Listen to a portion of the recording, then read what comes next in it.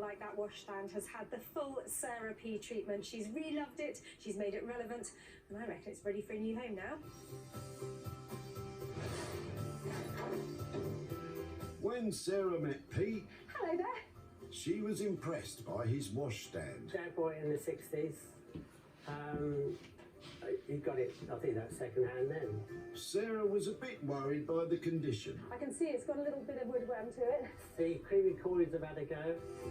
but she saw its potential, and Pete had ideas. The marble top, that would go all right on a chest of drawers. Why mess with perfection, Pete? When the made-over washstand was advertised, it was soon sold to a homeware shop in Cornwall. And owner Esme is chuffed to bits with it. I love this washstand's colours and the size of the piece as well. It will fit perfectly with small Cornish cottages. It's ideal, I love it. Sarah's in Guildford to show Pete how the washstand turned out and pass on the profit.